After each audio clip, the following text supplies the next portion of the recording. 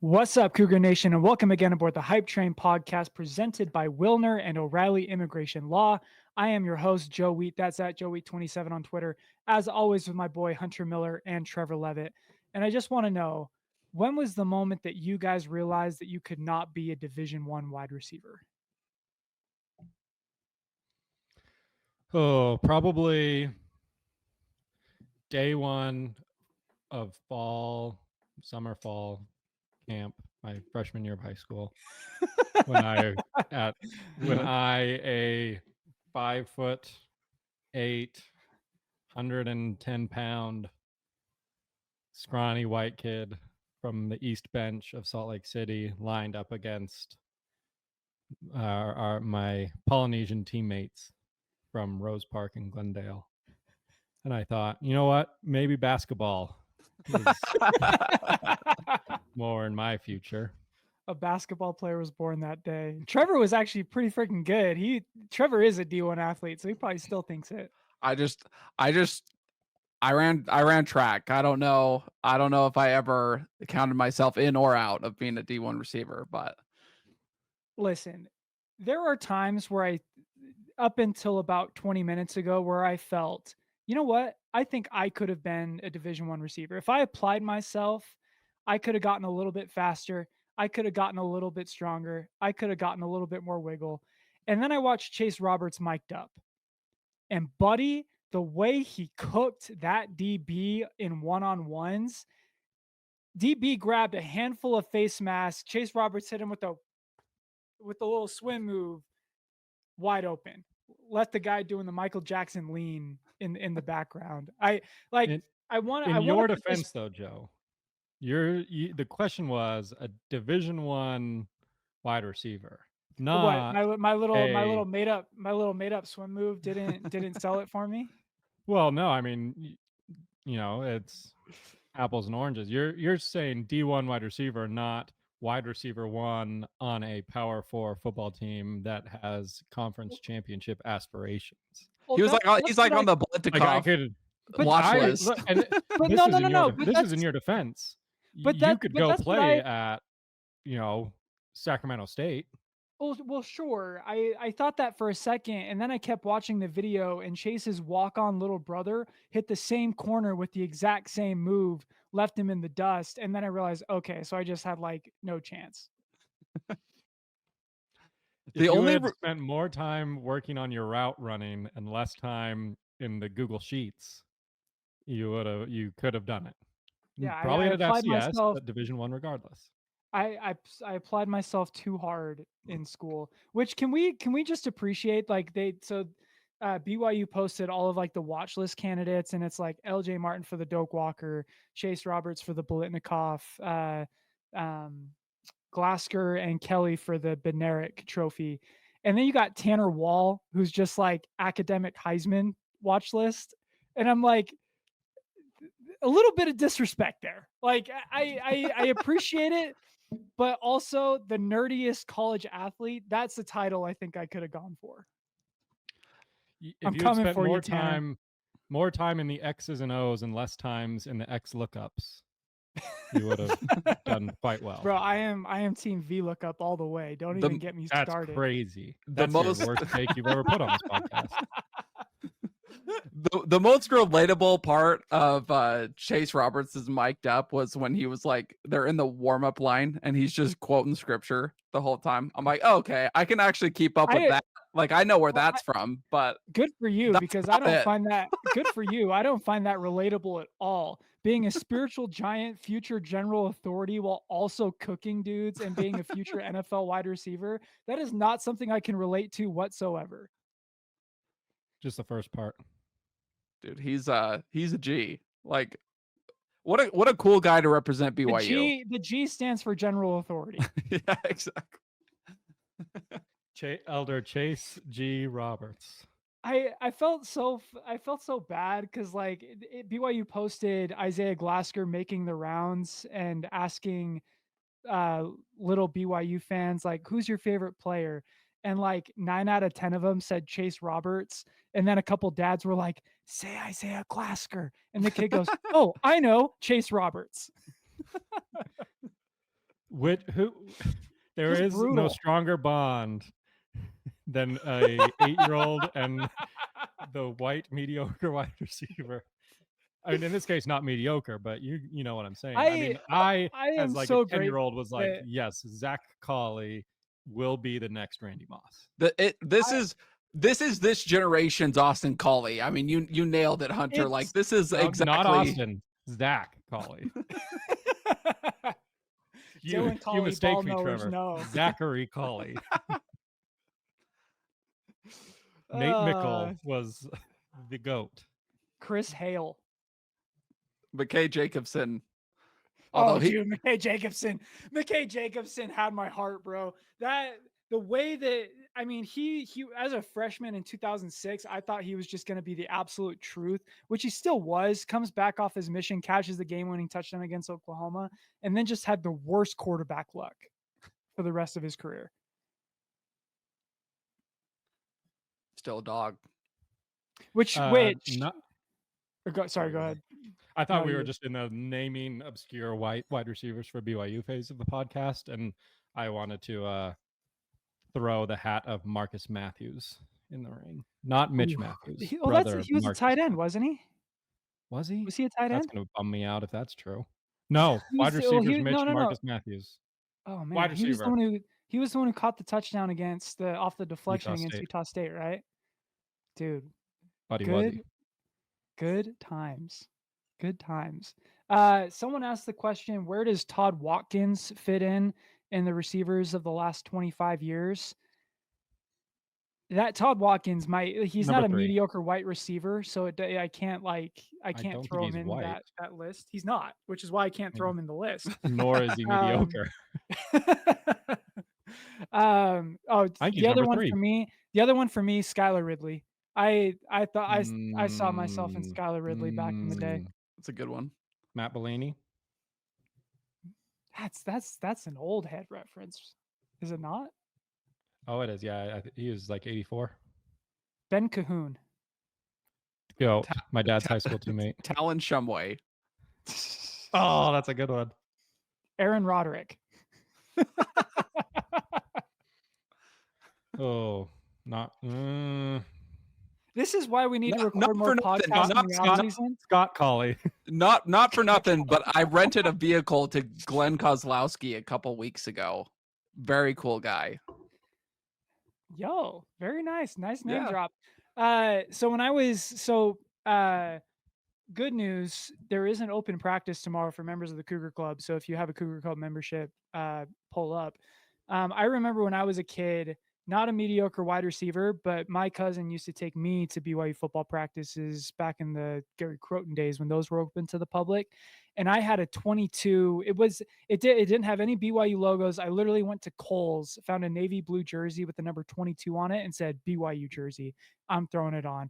And so when people asked me who my favorite player was, I had to go through the media guide and see who number 22 was. And the answer was Micah Alba, defensive back.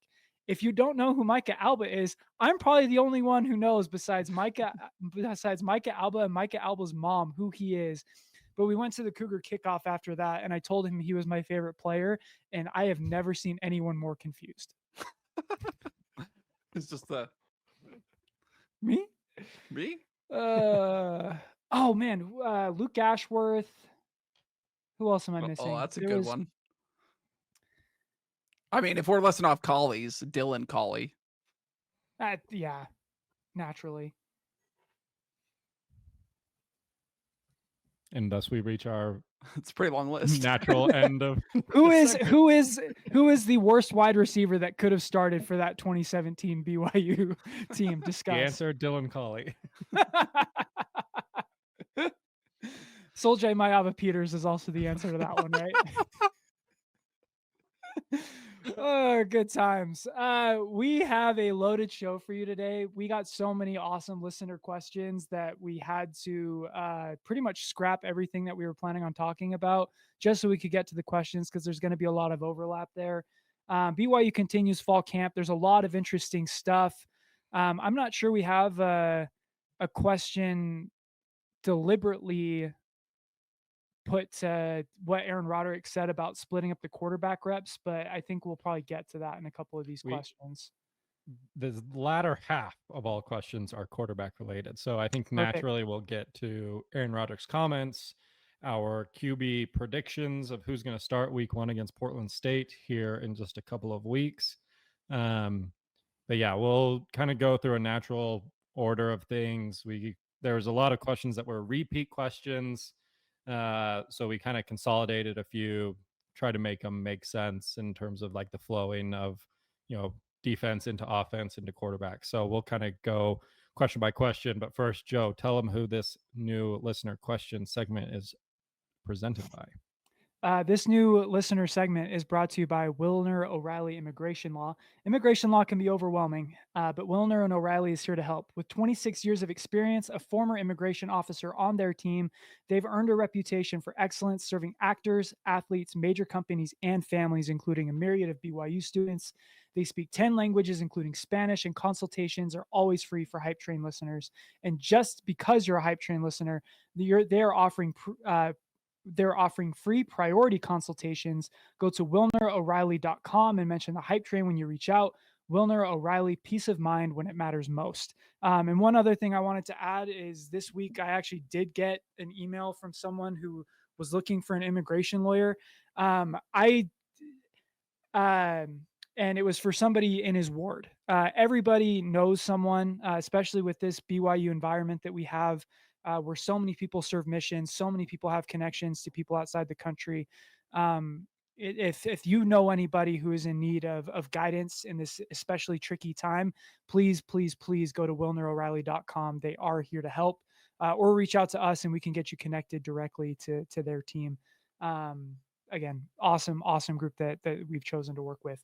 But let's get to these questions. First question coming from the 1012 Podcast Network official account. Quarterback aside, which unit do you have the most question marks about heading into week 1?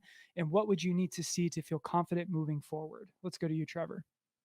Yeah, I think we were talking a little bit about this before the show, so hopefully I don't, step on your toes too much. But with the interior D line, looking as good as it is with Tonavasa and Kirkland, you're replacing Tyler Batty. For me, it's going to be like defensive end, especially, which is a little ironic considering like the defense seems to be the thing that we're the most confident in. But you have to fill a big hole that Tyler Batty left, and he's immediately making plays. Speaking of in NFL preseason, so good for him. Had a tipped pass that led to an interception. But as far as like who's going to replace him, I think you finally have a defensive line that's going to be able to generate pressure, and those guys are going to help contain athletic quarterbacks, be able to keep things, in front of the defensive tackles and the linebackers. So that for me is the group that I wouldn't say I'm most concerned about necessarily, but the ones that have probably the most question marks. And so the group that I'm going to be watching the most on the defensive side of the ball.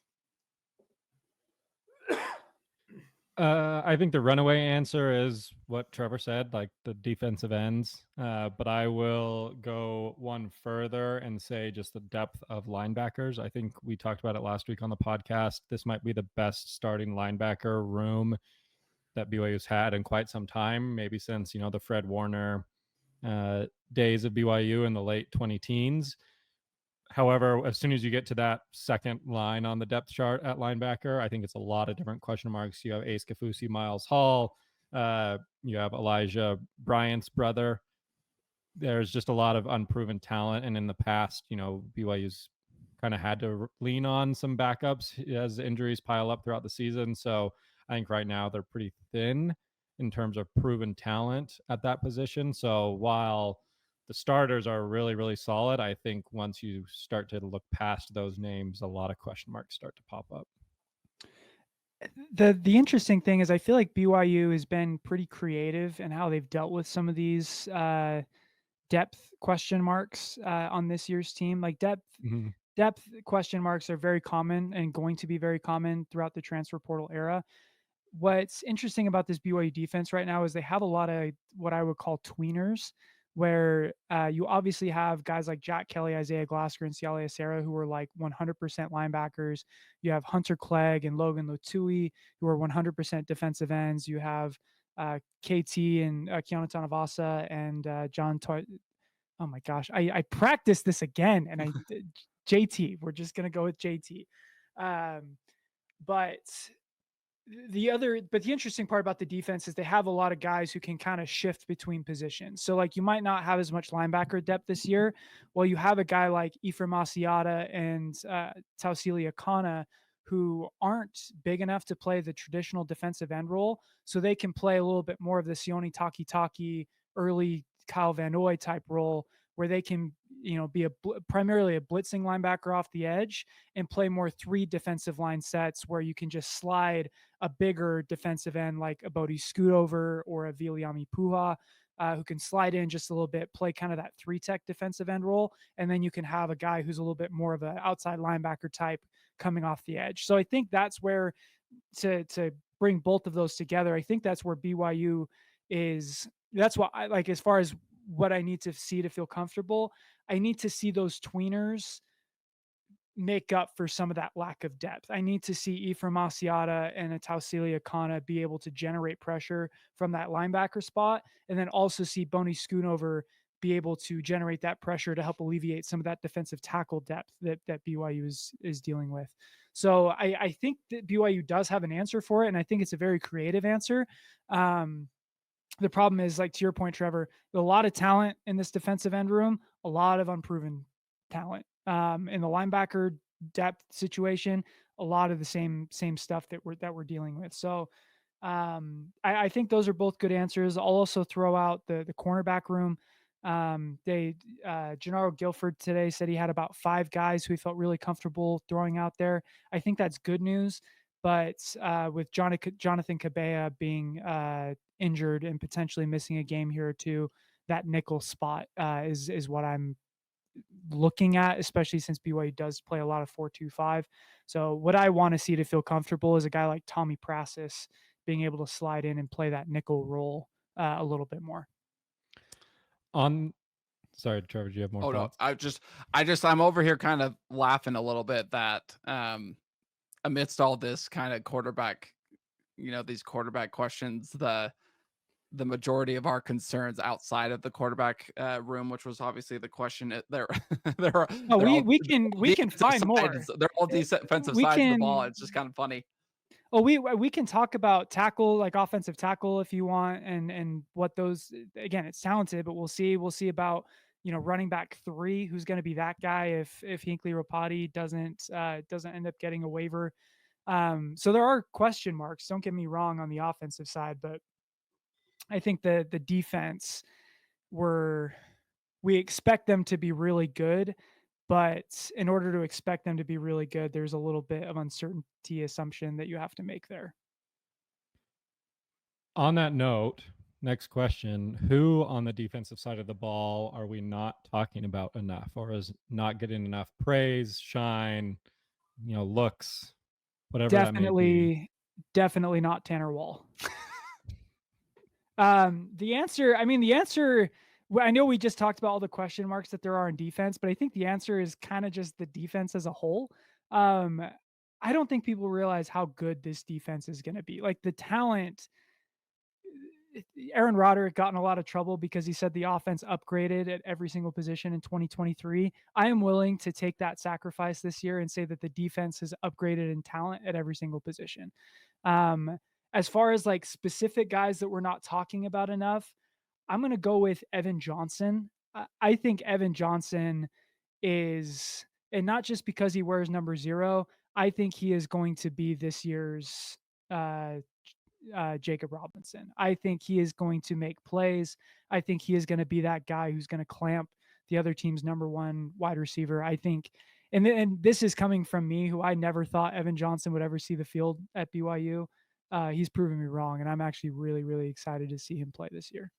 Yeah, I think I'm going to take a page out of your book here, Joe. We're on the same wavelength this evening, but for me, it's actually going to be Trey Alexander for the very reason that I think you nailed with Evan Johnson. I think Evan Johnson has a chance to be kind of the Batman of the DB room in Jacob Robinson. And I think Trey has the opportunity to be kind of the Mark Collins of last year, where he gets to take advantage of the fact that Jacob Robinson last year kind of shut down his end of the field, and Mark Collins ended up getting a bunch of interceptions because Jacob Robinson's receiver just wasn't an option, right? And so they just tried Mark Collins aside all the time, and Mark Collins made him pay. And I just think when you have a guy that's as quick and as athletic and confident as Trey Alexander is, and you put him in a body that's 6'2", 6'3", and only putting on more muscle, like you're gonna find yourself with a corner that's gonna make a lot of plays this year. And we're just not talking about it. And I think part of that's because we're just so busy focusing on the receiver or on the quarterbacks. And I think just by year's end, we're gonna look at Evan Johnson and Trey Alexander as just some of the best DBs that BYU's ever had. I'm going to go with a guy who is a top 3 player on this defense and was one of the best players on last year's defense, and that Howard. is Jack Kelly. It's I insane. I It's agree. insane that Jack Kelly, after last year leading the team in sacks, leading the team in forced fumbles, being second on the team in tackles for a loss, and is probably up there in pressures generated. I don't have the Pro Football Focus numbers in front of me. That had an opportunity where he could have put his name in the NFL draft and elected to stay and come back for another season at BYU is not being talked about at every turn. Well, He it's Isaiah is Glasgow, right? Like, because Isaiah Glasgow is so good. I get it. Like Isaiah Glasgow is the guy, on the TikToks and the Instagram reels out there interviewing fans. Jack Kelly seems to be a little bit more reserved, behind the scenes, silent assassin kind of guy. But like this is one of the best linebackers to come through BYU in the past several years. And we just kind of gloss over that fact that yes, Isaiah Glasgow is back, but Jack Kelly is back too. And him, along with Glasgow and Tanavasa, are going to be the 3 best players on this defense. if I can 100%, you're right. For someone who's that good, he definitely isn't being talked about enough. I want to add one more guy who probably isn't going to play a ton right off the bat. But as part of the reason I don't stress too much about the defensive tackle depth is a kid named Ulavai Fatuli. He's a true freshman, came in this year. He's 6'4", 285 pounds as a true freshman, which is kind of nasty. Like, he played defensive end in high school at like 220 and he's already up to 285. Like, that Good dude is heavens. quick. He posted, go look up That's his that TikTok. Cannon Center food. Yeah. He posted a TikTok um of him going up against kind of like one-on-one drills against the offensive line. That dude is freaky, man. Like, for someone who's a true freshman, it's been a long time since I've seen a defensive tackle move like that at BYU. So even if he doesn't get a ton of run up front, I expect to see him play quite a bit, especially as the season goes on. Well, the thing that Jay Hill has done so well these last couple of years already is if you have a specific knack for doing things and doing things at a high level, he'll find like really niche schemes and really niche kind of changes to how they attack an offensive line or whatever that's going to get him involved. And one week you may not see him at all, and the next week he might be every bit a part of what the defensive like scheme centers around. And so for a guy like that who's still finding his way and getting bigger, like I expect fully that Jay Hill's going to find some way to get some run out of him, similar to like Kevin Young with Trey Stewart, and the times where he'd insert him into the offensive portion of things. I don't know. Jay Hill he just has this huge armament of weapons at his disposal, and he'll find a way to use all of them. So All right. Move- Do you guys were you gonna say something else? I was just segueing into the next Oh. question. Do you think it's possible for BYU to be a better team this year and only achieve 7 wins? no. Agreed. I don't. Mostly because BYU was really freaking good last year. I think they're like, I've seen too many, and again, it's because I'm on Twitter too much and I see like the worst, some of the worst takes that our fan base has to offer. But the number of times I've seen in the last week, People talk about how BYU was lucky, like to get to 11 wins, how they were actually an 8-win team that just kind of, even from again amongst BYU fans saying that BYU kind of lucked into 11.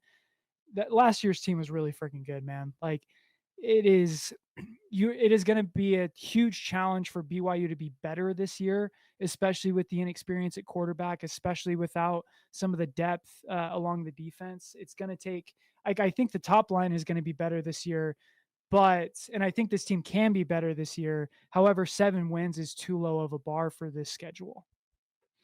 Yeah, that's the thing is if it's a better team, they should have at least the same amount of wins because I think this is an easier schedule than On last year. paper, yeah.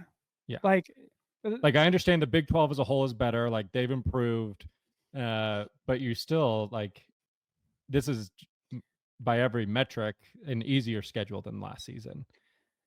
so this season, you start the season with Portland State, worst defense in the FCS last year. Stanford, who just lost their head coach after spring ball, so they're still figuring out that whole situation. And we stole their quarterback. And we stole their quarterback. ECU was gutted by the transfer portal last year. That should be a win. You got Colorado, who will also probably be starting a true freshman at quarterback. You have West Virginia coming home. Rich Rod doesn't even like doesn't even like his team. They're still looking for a running back in the transfer portal, and it's August 13th. You have Arizona, who again don't expect a lot of that out of them this year. That's 6 wins right there that I feel like BYU should reasonably expect to get, no matter who's playing quarterback for them. And then all you're asking is, can you win one more in the next 7? Last year's team probably wins 4 of the last. I mean, they did win 4 of the last 6, but this year I would expect kind of the same result of last year's team. I will say the only thing that seems to maybe give me pause is that you have a lot of road Big 12 games against some of the bigger teams, right? Like you're on the road against Colorado, you're on the road against Arizona, you're on the road at Iowa State, you're on the road at Texas Tech, you have Utah at home, and TCU at home. Like those are the 2 kind of tougher teams that you play that you have at home. Seems like the other tougher games are going to be road games. Yeah, I agree.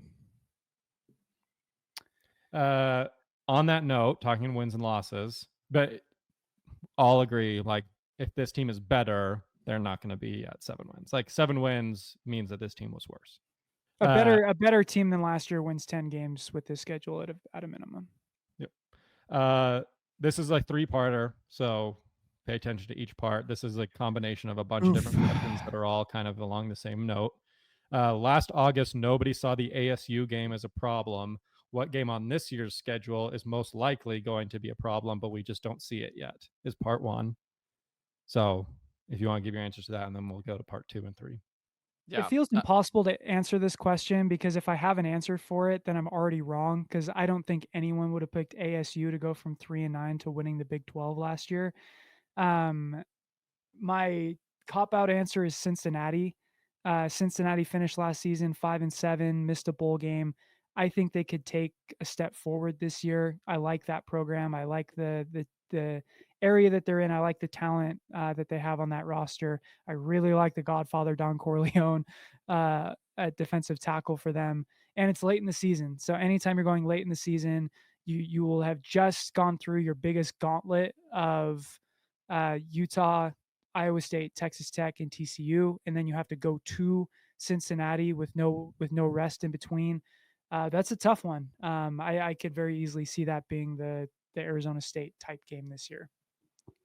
Yeah, for me, I don't know if they would be considered a ASU type surprise, but a middling Big 12 team from last year that just for whatever reason, like I think we shook it with Utah, but there always seems to be kind of this weird voodoo around the game as TCU. You have a guy like Josh Hoover, who's a talented quarterback coming in. LaVell Edwards Stadium is a tough place to play, but he's been in some tough road environments. He's been at the helm of this TCU squad now for 2.5 years.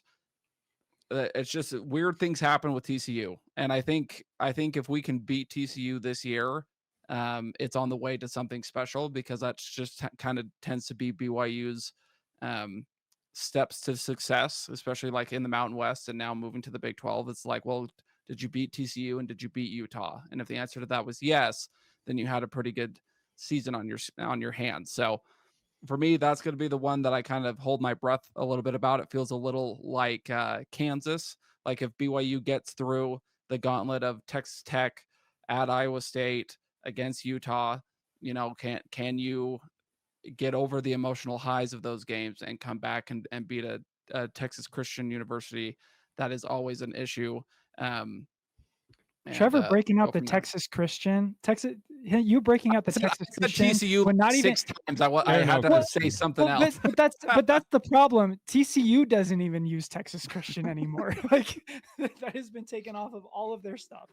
Sorry, go ahead, Hunter. Trevor stole my answer like word for word, so it's going to Easy. be redundant, but it mostly is because of the 4 games leading up to that. You are on the road against Arizona, you're home against Utah, on the road against Iowa State, on the road against Texas Tech. You do have a bye week mixed in there, but this just feels like a game where it's like classic end of the year, burnt out. You just have played 3 road games against 3 of the tougher teams you'll play, and a home rivalry game that's mid-season going to be we'll see allegedly improved Utah team. Just feels like that's the classic letdown spot. Hopefully, with it being a home game late November, like the crowd and the energy can lead to a resurgence. But if BYU comes out flat, kind of like they did in that Kansas game, like Trevor mentioned, that feels like it's just going to be a absolute uphill battle to scrape away with a win. And if they can, then I agree it's indicative of a pretty good BYU team and should hopefully reflect what they do the rest of the season. Part 2, no one mentioned ECU, but this question specifically asks, do you think the ECU game is a potential upset if BYU comes in jet lagged and uninspired? And I will just lead this off that if we are talking about BYU being jet lagged and uninspired a la Liberty in 2021, was it? 2022, with this Jay Hill, Kalani Sitake, Aaron Roderick staff that, seems to have things figured out, I will be very upset. If we're talking jet lagged in week 3 and uninspired. I was going to say, I hate this. I love the person who asked this question. I hate the question because it infers that BYU is still the same program that they were in 2018 or 2019 when they were independent. They lose 2 games in a row and they all of a sudden have nothing to play for the rest of the year except pride. And so you drop a game to a USF.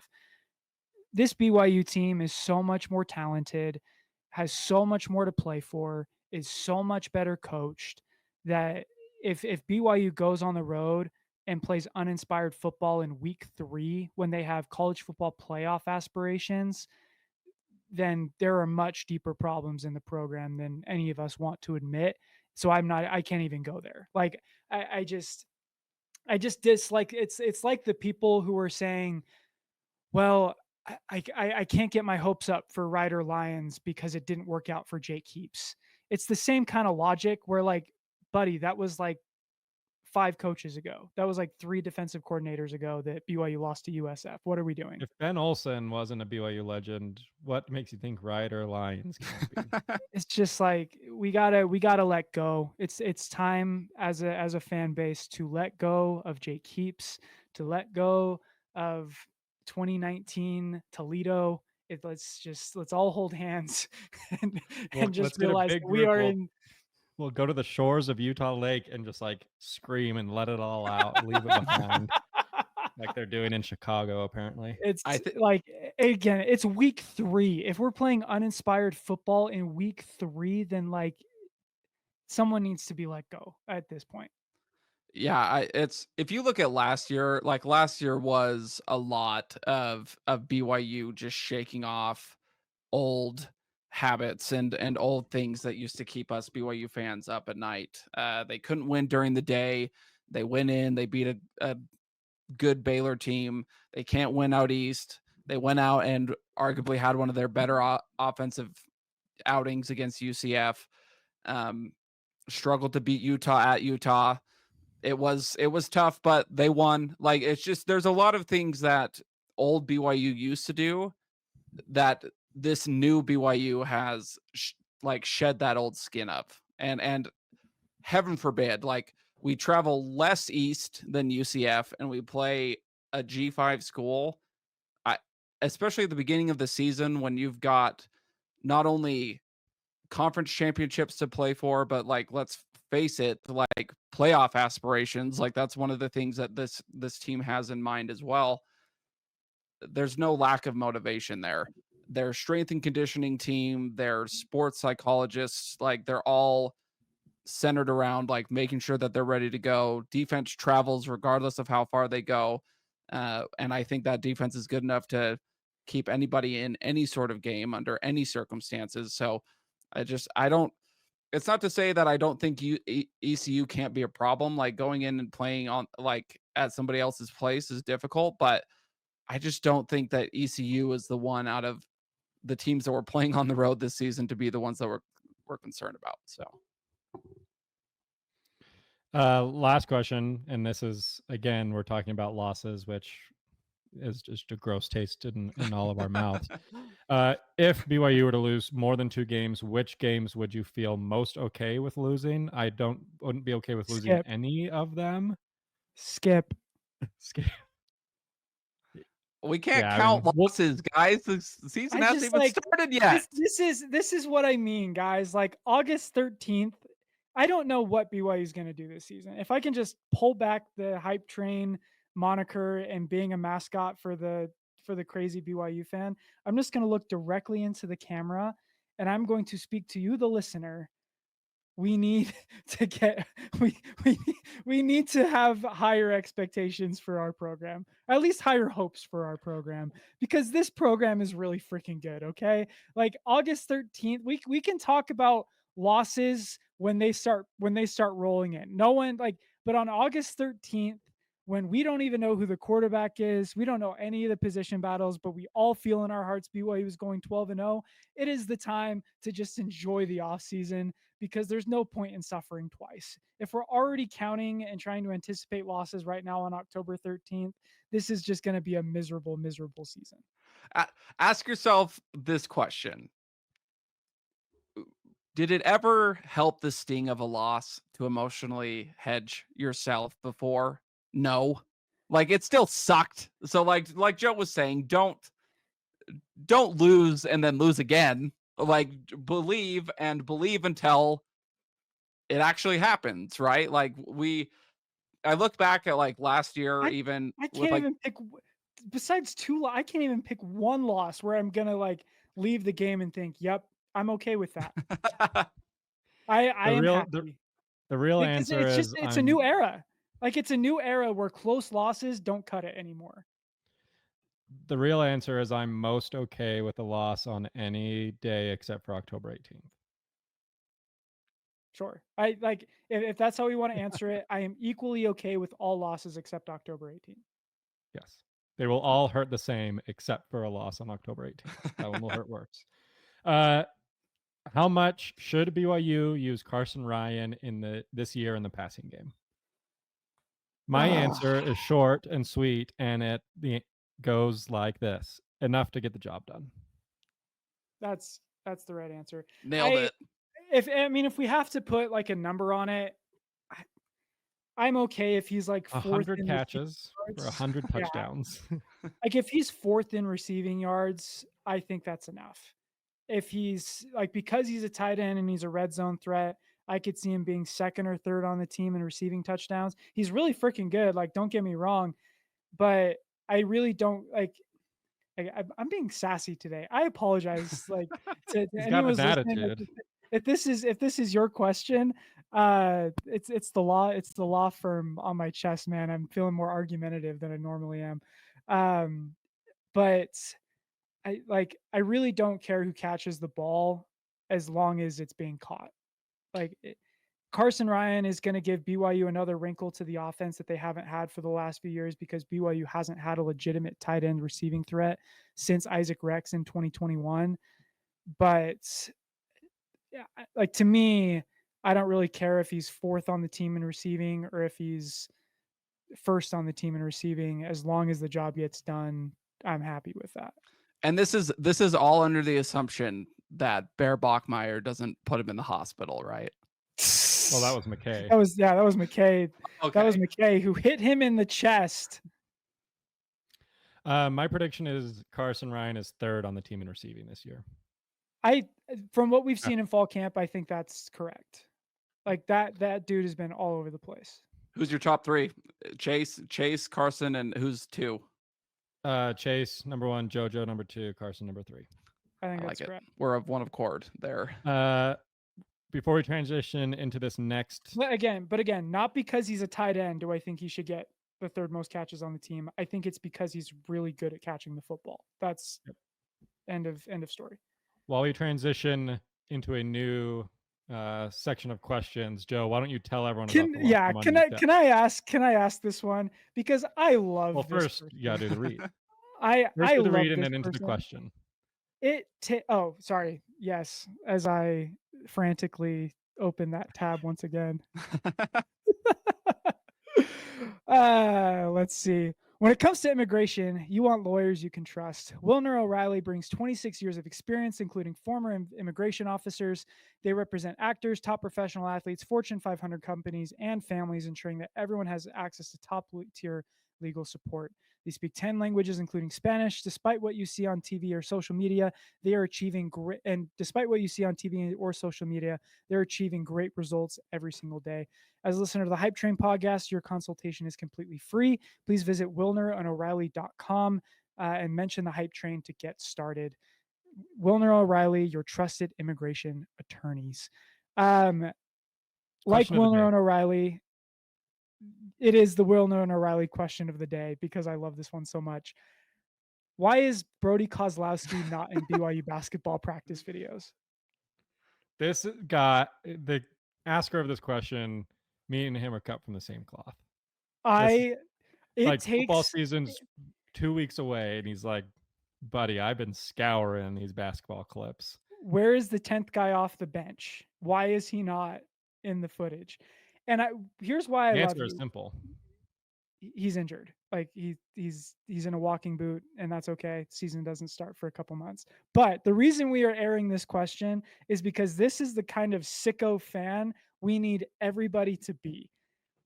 It doesn't matter what time of year it is. You are asking the hard-hitting questions that no one is asking because no one thought to ask them in the first place.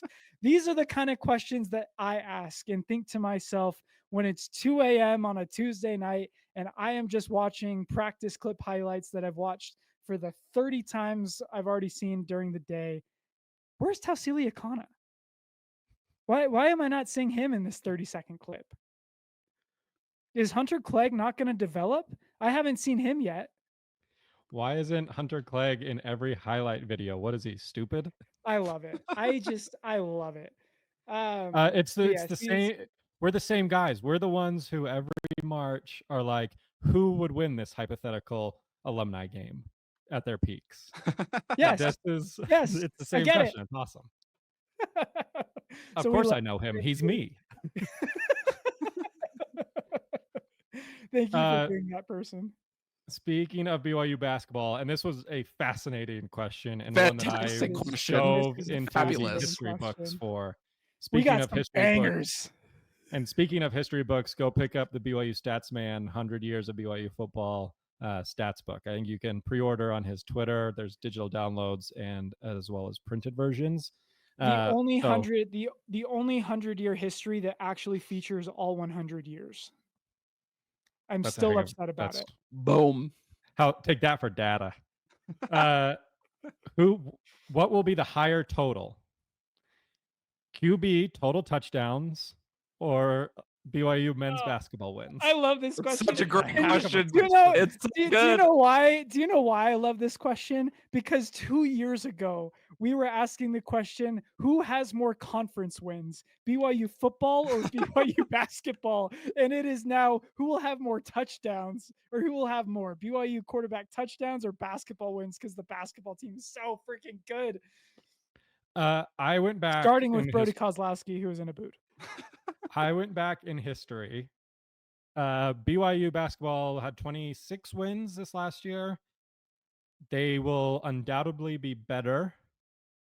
And I am setting the over-under at 30 wins. Man, so did so Jake Retzloff last year scored 26 total touchdowns.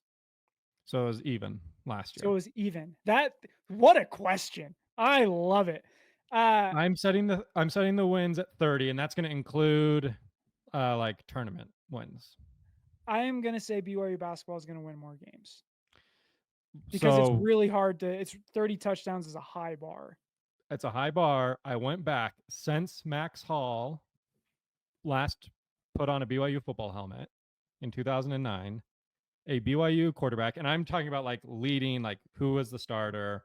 You know, it's not this quarterback threw for this many touchdowns and then Taysom Hill came in and, you know, ran for a few. Like I'm talking the number one QB for that season, passing and rushing touchdowns combined, has surpassed the number 30 twice since Max Hall. Like that's an absurd stat. And it kind of is shocking to hear because you think BYU, great quarterback history.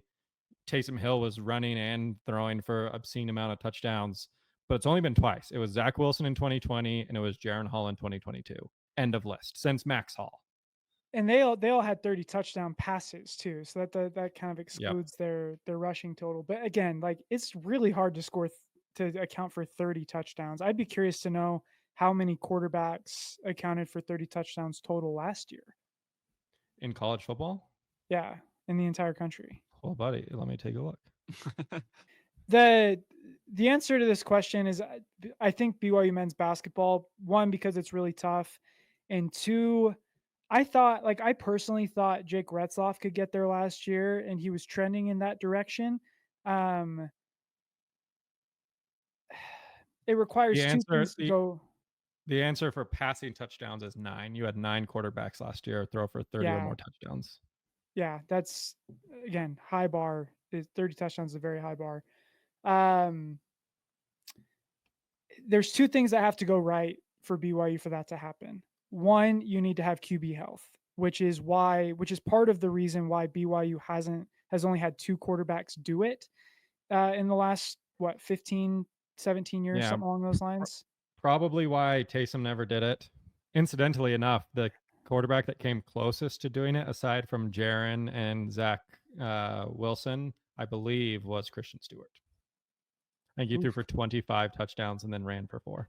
Multiple Christian Stewart shout-outs, multiple weeks in a row. We love it.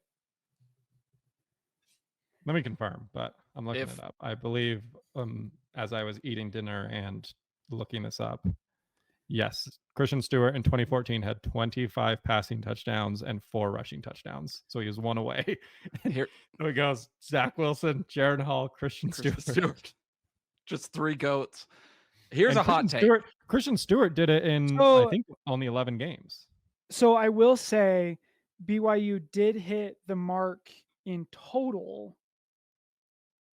Oh, maybe they didn't. Did they? They did not. They got 29. So in 2021, in aggregate, they had 29 as a team. 26 passing in 2021. They had 26 passing. Jaron Hall had 3 rushing. Yeah. Here's a hot take for you. If QB1 within Hunter's parameters, if QB1 throws and runs for more than 30 touchdowns this season, BYU is in the playoff. That's my hot take. Yeah. And they're still going to have they're still going to have fewer wins than BYU basketball. Fewer wins? Yes. Speaking of quarterbacks, fewer touchdowns than BYU basketball wins. Whatever, you get me. I was like, by nature of one season being 40 games long, I will agree with that. I knew they expanded the playoffs. Well, hey, that wasn't the question in 23, man. We were all thinking BYU football would have more wins. Speaking of quarterbacks, my wife this week asked me what the Netflix show Quarterback was about. Meanwhile, my wife asked me, when can we start watching Hard Knocks? That's a good one. So Solid. we're working our way up. Meanwhile, my wife wants to watch Taylor Swift on New Heights. Just Not 3 quite the guys, same at all. just 3 guys who married ball knowers. Every question from here on out is about the quarterbacks. Let's This go. one has a few different parts. What is the season outlook if Bear Bachmeier is the starting quarterback or if McKay is quarterback? If Bear is separating from McKay, is it because of Bear's talent or a testament that McKay isn't as good as expected? If Bear is QB1, will it turn out to be like Levitt, Sellers, Lagway success last season in college football or Isaac Wilson collapse? So we'll get to the Isaac Wilson situation in the next question because I think it's a reasonable thing for BYU fans to think about. I think the season outlook is the same regardless of who starts. I am officially of the opinion that Aaron Roderick, as long as he's picking between Bear and McKay, can't make a wrong choice. I think that both have their virtues. I think both can do everything that you're asking a BYU quarterback to do. And I think both can replicate what Jake accomplished statistically last season. I think the difference between the two, I think you're still looking at like 9-3, 8-4 with either quarterback. The difference is McKay probably gives you a better chance to win McKay probably isn't going to make you the mistake that's going to cost you a game like Arizona, but he probably isn't going to be the one that wins at Iowa State, if that makes sense. So I think the floor is higher for McKay, but the ceiling is higher for Bear. That was going to be my answer too. I think the only like concrete difference in terms of, regardless of statistical output or what it looks like, is I think the outlook is Bear is going to win you a game, and it might not even be a game that you thought BYU would lose, but just in the form and fashion that you didn't expect BYU to win, right? Like going on the road, playing Texas Tech, and winning by like 30 points. Like that's, I think, what Bear brings, but at the same time, you might also lose a game that you didn't expect to lose, or lose a game in a way that you didn't expect to lose, like BYU, lost to TCU or whatever it was in 2023. I think with McKay, it's just going to be a much more steady. I think you're going to win the games that you think you're going to win by the margin that you think they're going to win them by, and you're going to lose the games that you think that BYU is going to lose by the margin you expect them to lose by as the season goes on. So I think, Bear's going to have higher highs. He's also going to have lower lows. McKay would be a little bit more steady, but I think ultimately when we're at the end of the season talking about BYU's win-loss record, going to a bowl game where they finished in the Big 12 standings would be the same whether it's Bear or McKay. Yeah, and to address the part of the question that was just asking about, if Bear does get the job, is it because McKay wasn't as good as everyone hoped? I don't think so, and I don't think so for a second, because I don't think that Trayson Bourget was necessarily a bad quarterback. A lot of his teammates seem to think that he was capable of being QB1, and it was pretty evident from the get-go that Bear and McKay were just kind of on a different level. And I just don't think you have that kind of outcome if McKay was also not very good. I think you're looking at a 3-quarterback battle for a lot longer. If it was McKay Hillstead regressing and not Bear Bachmeier being as good, if not better than advertised.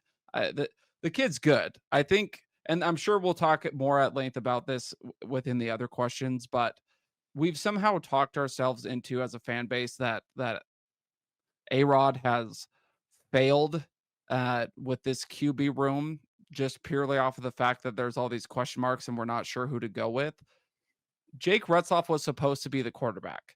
If we didn't have questions about the people behind him, then that means that Jake got injured or that Jake stunk, and we all of a sudden had all of this game tape and different evidences of these other quarterbacks out of necessity, not because we actually want to have them. You don't want to know exactly what you have in your back pocket with your backups, because that means that something went terribly wrong with the starter. And in this case, something did happen. It just happened to happen in the offseason. And now here Yeah, we are.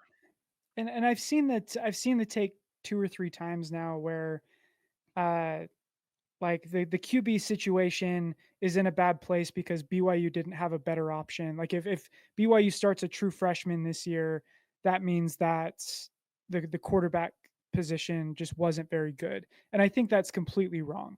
One, you would be hard pressed in the month of May to find a quarterback situation like in terms of a four-man depth chart that was better than BYU's because you have an incumbent starter who played 18 games for your program. You have a four-star freshman who's one of the most talented players you've brought in the last 10 years, and you have two other players who have all started multiple games the at the Division One level. Like you would be hard pressed to find a quarterback room with a better situation than that outside of a blue blood, and a lot of those blue bloods are also going to be they're also going to be led by true freshman quarterbacks this year, namely a program like Michigan. Um, Aside from that, I think the two most overblown storylines in this quarterback battle is McKay Hillstead's height and Bear Bachmeier's experience. Like, I don't really care that McKay Hillstead is 5'9" or whatever he is. Like, we've seen him play on the field, and especially on those deep and intermediate throws, he's awesome at it. So like the height doesn't affect him being able to push the ball down the field, so I don't really care about it. As far as Bears experience, if he starts this season and gets to the Colorado game, he will have as many career starts as McKay Hillstead. So it's not like we're talking about a 3-year starter at the FBS level versus Bear. We're talking about a redshirt sophomore who started 4 games in his career. It's like either way you're going to have some growing pains. So just give me the guy who has the higher ceiling. It's also just college football where 75% of programs are starting a new quarterback every year. Like very Yeah, rarely are you having like 4-year starters, 3-year starters. It's in you're the transfer always portal kind of era, yeah. like find me a quarterback, like find me a team who's going to be starting a quarterback for the first time where that quarterback has been in the program for like 2+ years. Yeah. They don't really exist anymore. And even then, like you have a guy come in your system, he sits for a couple years and then plays 1 or 2 years, and then it's on to the next. And Texas, who everyone is in love with, and for good reason. I think they're going to be really good, and they have a really good quarterback. But like Arch Manning's being a full-time starter for the first time of his career. I know he's filled in games for Quinn Ewers, but like he's also a relatively new face at the helm of Texas. Alabama is starting a new quarterback. Ohio State is starting a new quarterback. Programs across the country with national championship expectations start new quarterbacks, every other year. So Bear coming in and being like, well, he's new, he hasn't started any games, like that's just the reality of college football quarterbacks. And here's the other thing. He is going up against one of the best defenses he's going to see all year in practice every single day. And he looks really good, man.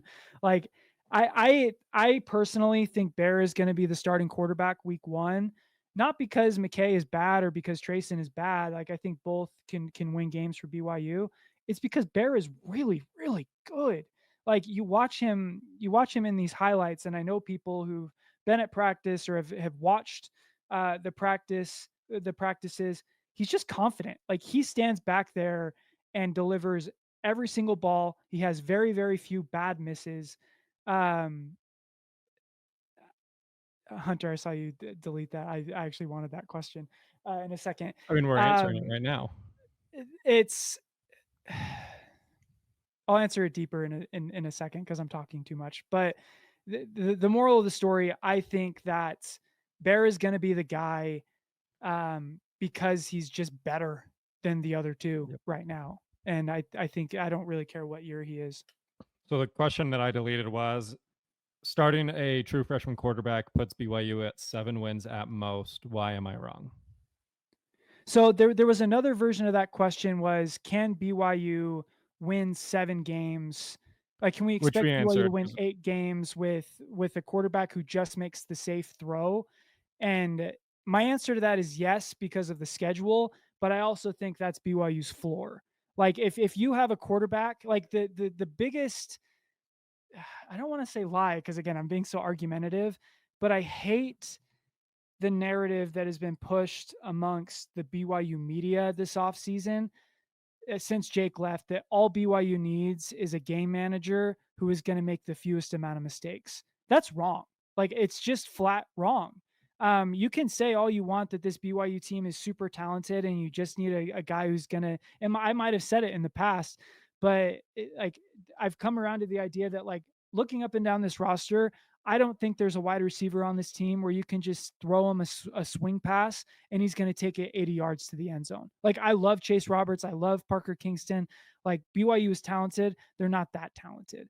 And we saw it last year. Like, so I'm going to list off the quarterbacks in the last, as long as we have data, so 2014, the average, these are the quarterbacks who had an average depth of target of under 10 yards. So these are the quarterbacks that always went with the safe option, that didn't really push the ball down the field.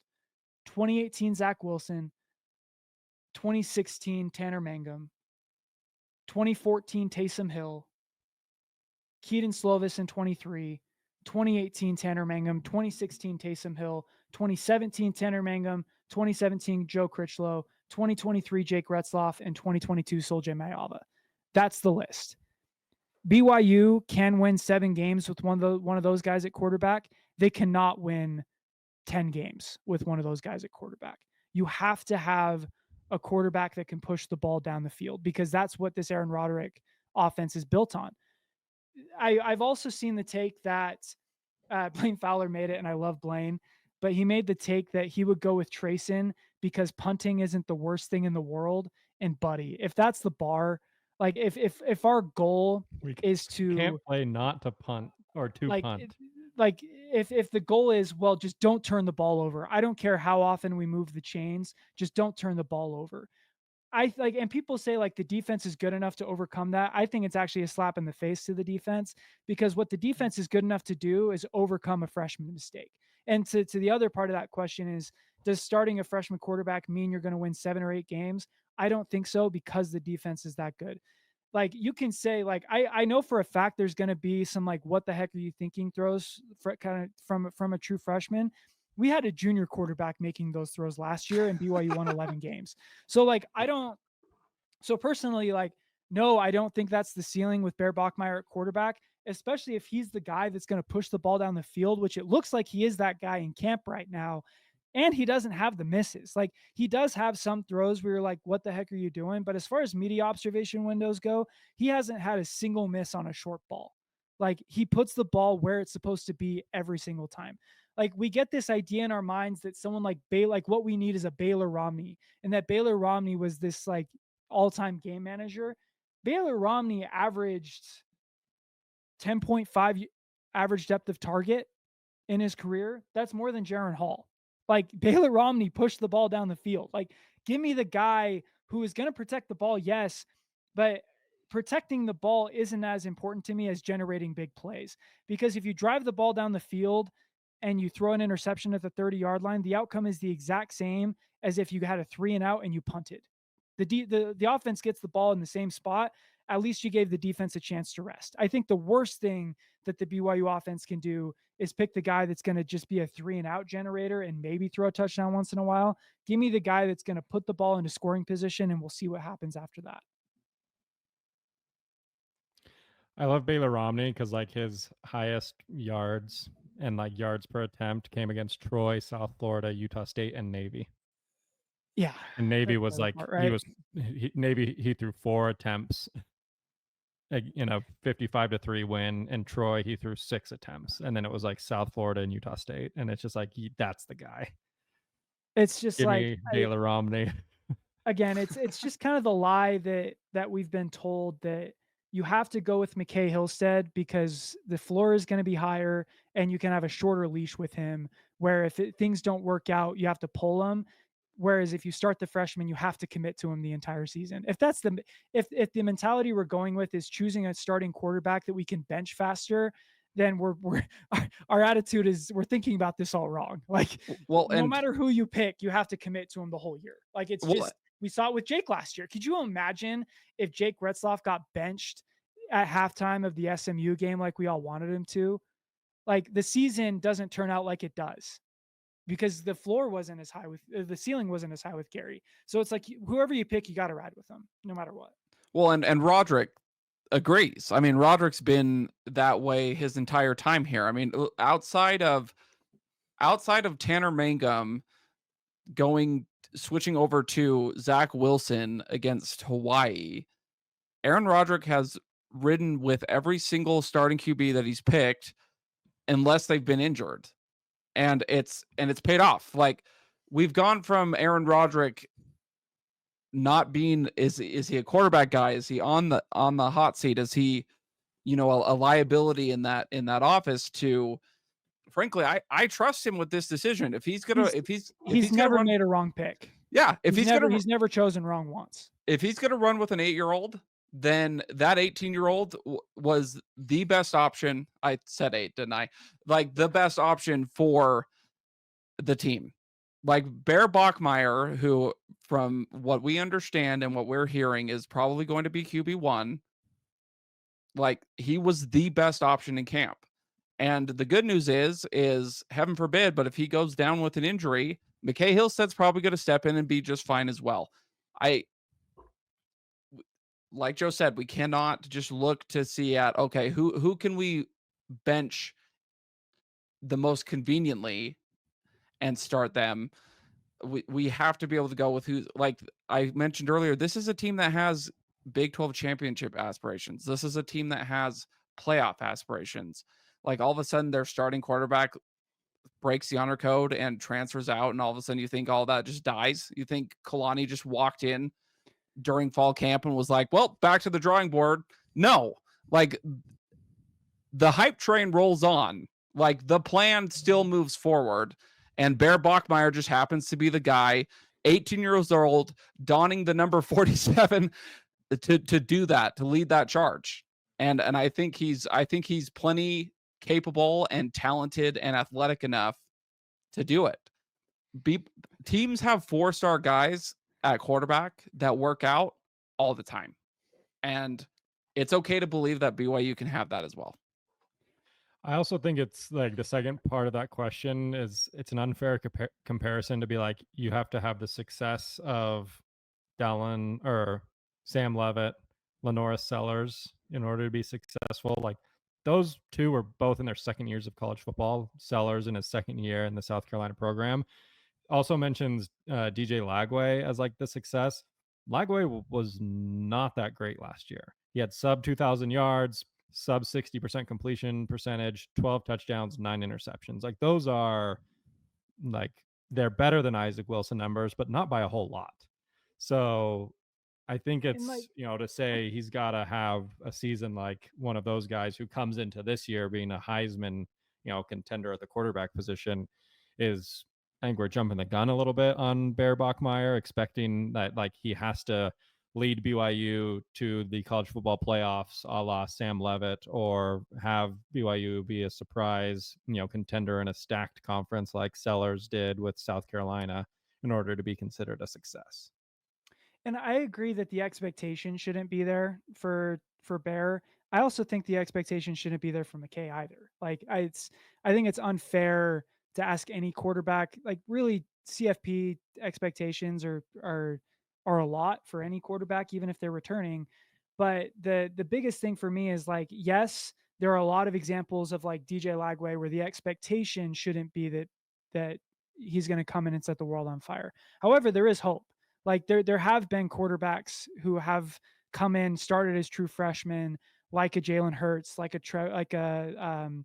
Trevor Lawrence, heck, like a Tanner Mangum. Tanner Mangum came in, started second game of the season and led BYU to 9 wins and threw for 3,000 yards. Like if there's a comp for Bear Bachmeier, it's probably Tanner Mangum, where you had a quarterback you expected to start all season long. His season is over before it begins, and you're kind of thrust into the limelight, but you have a great team around you. You have a great offensive coordinator, and he's extremely productive. And it turns out it was the best year of Tanner Mangum's career. Like, I think so. The expectation shouldn't be that Bear Bachmeier comes in and puts up 3,000 yards passing and whatever touchdown percentage Tanner put up. But there is hope. Like, there is hope that you can start a true freshman and have things work out reasonably well. Starting with Bear Bachmeier's older brother, Hank, who threw for 400 yards at Florida State in his first career start. So it's like, no, 7 wins isn't the ceiling with a freshman quarterback. I think this team is too good for that. Just give me the best guy on the field.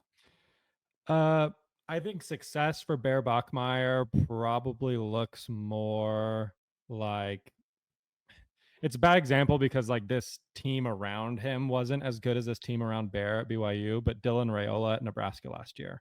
True Sure, yeah. freshman, highly, recruited, Yeah. expected to be kind of a face of the team moving forward, starts. His stats weren't like super phenomenal. He did have Like, what were his numbers? So he threw 67 completion percentage, 2,800 yards. He did his touchdown to interception wasn't great. 13 touchdowns, 11 interceptions. But again, like he was playing with a Nebraska roster against Ohio State rosters. So I think the stats don't tell the whole story. But Nebraska was a team that was not great in the years leading up. And he turned, they hadn't made a bowl game since 2016. He took them to a 7-6 record as a true freshman. Like that, I think, is more of the bar of success as far as like a true freshman quarterback goes, more so than some of the other names mentioned. I think that's a great comp. Like my hope for Bear Bachmeier this year was 2,800 yards passing, 20 touchdowns, 12 picks, which is essentially what Jake did last year. Yep. We're well over the hour mark, so quickly we'll talk about the worst, like the flip side of that coin, and is what happened with Utah, Zach Wilson or Isaac Wilson a season ago. It's not apples to apples, but I do think it's similar where you come into the year expecting that this guy, this veteran, is going to be your starter. You have these aspirations for one reason or another. Jake Retzloff didn't, not at BYU anymore. Cam Rising couldn't play at Utah anymore because of injury. And now you have this true freshman having to step into a role that you didn't expect them to have in year one. And we saw how that went for Isaac Wilson in Utah. What do you think makes this situation for BYU and Bear Bachmeier different than what happened to Isaac Wilson in Utah a season ago? And what can BYU do to make sure that it ends up differently? Yeah, I'll tell you right off the bat, and I wish I could remember who tweeted it because it was a Ute fan, and I would love to give them credit because what they had said was very positive for BYU. Oh, sorry, go ahead. But he had said the difference between BYU last year, or he said the difference. Speaking, he tweeted this last year. He said the difference between Utah and BYU this year is that Utah invested in one player, the quarterback, and BYU invested in the team. And all of a sudden you lose the quarterback and the whole thing falls apart. This is not that same situation. And it's not in any way to say that, we are, as fans or as a program or whatever, that we're better than Utah. We are. But like, it's more to say that just everything that is being done is so unlike everything that happened in Salt Lake last year. Isaac Wilson was the heir apparent, but really in the eyes of everyone in the program, in the coaching staff, in the fan base, in just the entire front office, he was an afterthought. He was the promising guy to come in the following year after Cam Rising rode off into the sunset. And the problem is they forgot that Cam Rising was made of glass. This BYU team is a team, and they still are. And it's a big cog in the entire machine. The quarterback position is, but at the end of the day, it's one cog. And Aaron Roderick and Fesi Satake and Kalani, they know what they're doing. They're going to put Bear Bachmeier in a position to be successful because they're putting him into a team that they focused on entirely, that has a good culture around it, that has a solid, promising O-line, that has a good running back core, that has a great deep wide receiver room. They went and got a tight end because they felt like it wasn't deep enough and it wasn't utilized as enough last year. And then on top of that, he's surrounded by a great defense. This team isn't expecting Bear Bachmeier to light the world on fire. They're all doing their 111th. And like, that's why it's different, is he doesn't have the pressure of an entire fan base on his shoulders. And I think we as a fan base can help him by making sure that he understands that, right? That this is a team that goes by the sum of its parts rather than just one single piece. It's a team first. BYU's culture, it's all about being a family, being team first, and he just doesn't have the same pressure that Isaac Wilson did. For me, it comes down, I agree with what Trevor had to say. For me, I think it mostly comes down to one thing, and that is coaching. I think last year you had a Utah team with a head coach that expected to ride off into the sunset, like Trevor said, with his 10th-year senior quarterback with a college football playoff berth, and then retire and go fishing and hang out on the beach for the rest of his days. And as soon as Cam Rising got hurt, panic set in of what this was going to be my last year. Now, what am I going to do? You start looking to the future. You start thinking about all the what ifs. I think that set in. You also had an offensive coordinator that resigned in the middle of October, which is not going to happen at BYU this season. So, when it boils down to an Isaac Wilson as a true freshman who at the midway point of the year, after a 3-game losing streak, suddenly your offensive coordinator is out the door. Your head coach, who is expecting to, go out the ride off into the sunset with this quarterback, is now, the quarterback is injured and can't play, and you have to hopefully take over the reins and lead to this perfect ending for this legendary head coach. Suddenly, it all just makes it easy for the wheels to fall off. Everyone's pulling in different directions. There's no cohesion. There's no vision anymore for what the team needs to be or should be. And, obviously that gets to an 18-year-old freshman quarterback.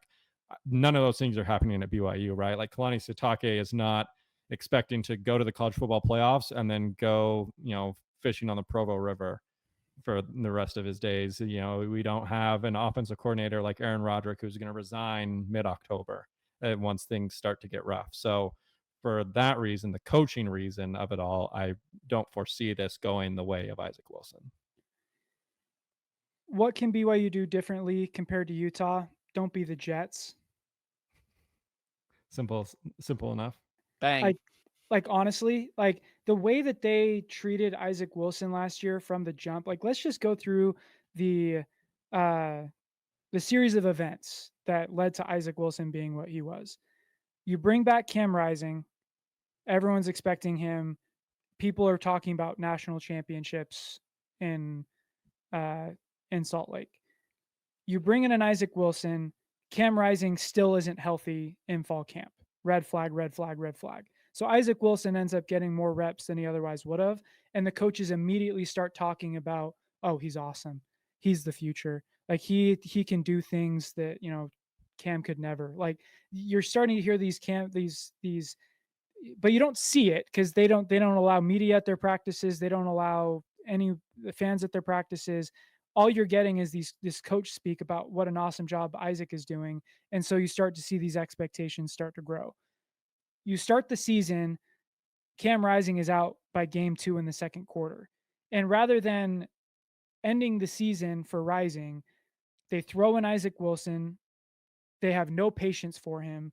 And every single week it's, well, Cam Rising is a game time decision. Cam Rising took all the reps in practice. Cam Rising has excellent zip on the ball in pregame warmups. Cam Rising is going to be the guy. Then all of a sudden, Isaac Wilson is the guy who's running out there on the field to start the game. Like it's the will they, won't they? It's benching Isaac for Brandon Rose and then having to throw Isaac back into the mix when Brandon Rose gets hurt. Then Isaac Wilson has to get injured so that Ferrari Batari, or whatever his name is, he becomes the coach. Then he becomes the quarterback. And then to add, like, to show that they learned absolutely nothing, they send Isaac Wilson packing to the transfer portal. And then after seeing what's in the transfer portal, they go, oh, wait, actually, no, will you come back, please? Like, come be our quarterback too again. They're doing exactly the same thing that the Jets did to Zach Wilson. So the short answer is be the Jet. Don't be the Jets. These Wilson second, quarterbacks can't catch a break. I know, dude. Like, what is going on? The second part of this is, what can BYU do differently? Is they already did it. And that's get the quarterback that was going to be a distraction out the paint before the season even begins. Like, could you imagine if Jake decided to stay and serve that 7-game suspension, which I don't think BYU ever anticipated Jake playing. They knew that the moment they gave Jake that 7-game suspension, Jake was going to go. They just wanted Jake to make that decision. Could you imagine the entire season having Bear Bachmeier start, and the entire season the narrative will just wait till Jake gets back? Like, that is what is different. Is if Bear gets the job, it's his job. And we roll with them, we ride with them, we support him. We understand that there's going to be some mistakes, but we also understand that he's the future of the program, and this year is about his development, but also he's good enough to get BYU to where they want to go. The whole situation last year, and the image just popped into my head, but the whole image of how the relationship between Isaac Wilson and the Utah fan base last year was, and excuse me, it's an older movie, but my kids love How to Train Your Dragon. It's like when Don't say How to Train Your Dragon is an older movie. This animal analogy, the weekly Trevor Levitt animal analogy is brought to you by Wilner and O'Reilly. Perfect. So there's a scene at the beginning where the village is being attacked, and Hiccup's doing all that he can, right? But he's a little different. No one expects him to actually accomplish anything. But he runs into his dad. Isaac Wilson's just a little different, guys.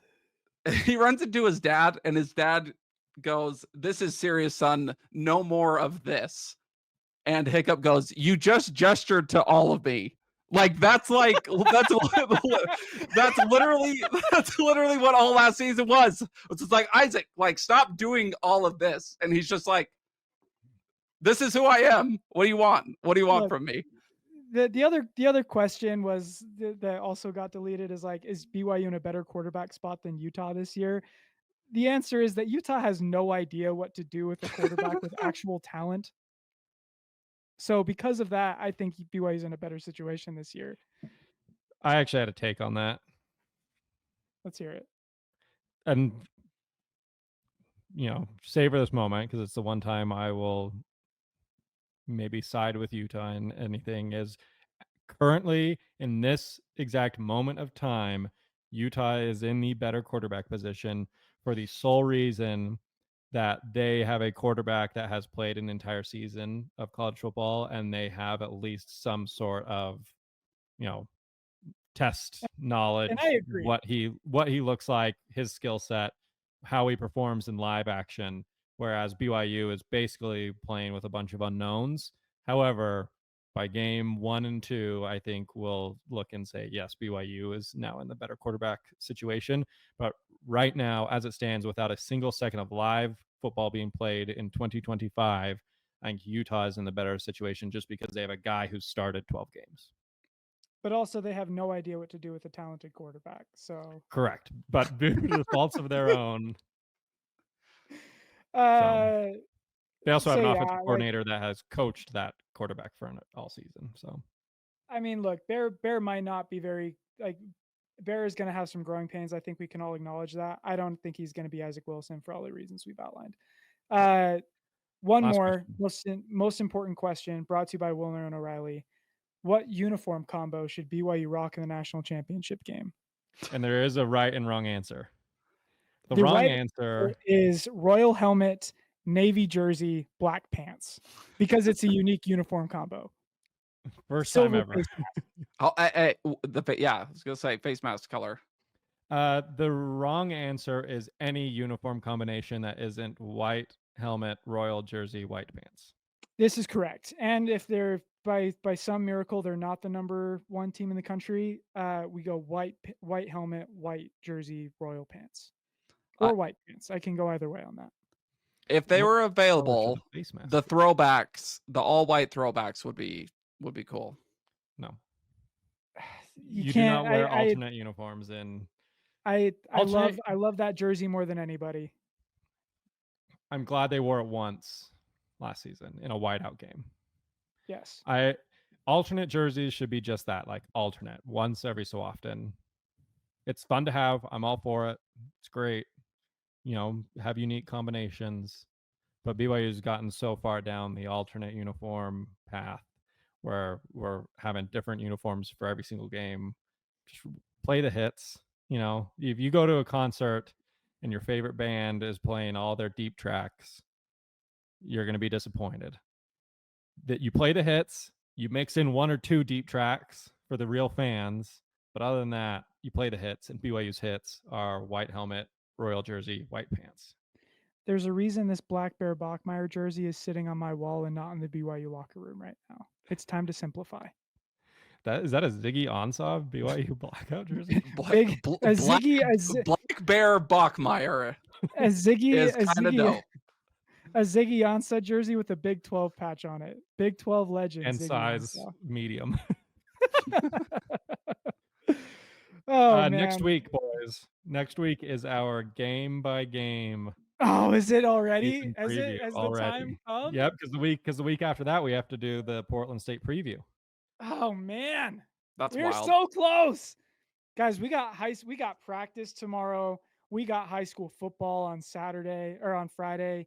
We got Iowa State versus Kansas State next Saturday. We are so close. The weather is turning. It's 87 degrees now. We're back. Cougs by a billion. Let's go. Bear witness.